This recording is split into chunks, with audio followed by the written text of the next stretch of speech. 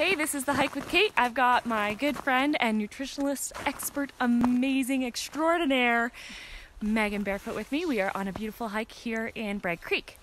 We are called, what is it, telephone? Loop? Telephone hole. Loop? Yeah, loop. Something like that? Telephone pole loop. Something. We'll find. If we're lost, look in Bragg Creek.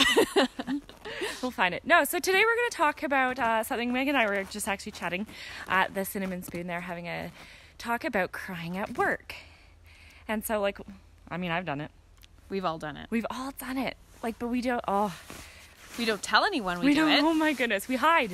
I actually did it in front of my boss at the time. And it was like a big construction company in the oil and gas sector. So, like, to say it was male dominated probably is the biggest understatement of the world. But I was very frustrated because you said that's usually what it is, right? It's not sadness. Oh gosh, no. It's out of frustration. Oh, and that's just how we process it. And so I broke down crying in front of my boss, and I was mortified. And he was so, bless his heart, he was so good about it. He's like, Kaylin, don't be embarrassed. You know, we've all cried. I'm like, you've cried. And he's like this big guy, right? And he's like, well, you know, I've been upset. Like, he's just like amazing through the experience. But I was so mortified that I spent the next 7 years of that career, like, putting up all these walls to, like, never have it happen again. And I didn't realize, like, I was doing myself a disservice, which I didn't find out until I was married, and, you know, the walls were still up. And so, like, I went to a marriage counselor, which is a whole nother story, but best thing ever. You know, she's like, Caitlin, we need to practice pulling your walls down. And that was intense, like learning how to pull my walls down. So I spent the next 7 years learning how to break all that down and going through emotional intelligence training because I got told I was too abrasive. So, you know, trying to find our way in this business world, navigating it. What about you?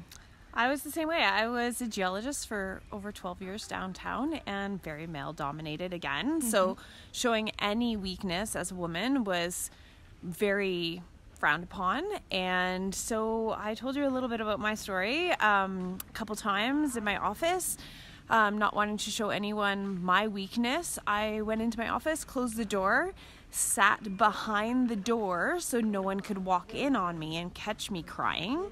And yeah, just had a really good cry, let it out, cleaned myself up, went on with my day. Right? As if nothing has happened, which is kind of like a disservice to how we were feeling. And you know, and we've all done it. We've all cried at work. So why do we hide it? Or why do we try to be something that we're not? I don't know. It's a good question. It's a very good question to contemplate. Right? At the time, I didn't feel comfortable and able to be open with those emotions in a professional workplace. Well, and I think we get told not to. We get trained not to. I don't know.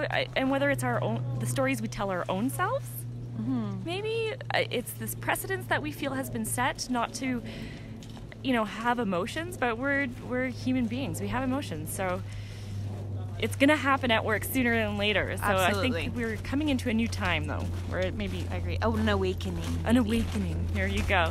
So that's talking about crying at work with The Hike with Kate, and we will talk to you next time. Thanks, guys.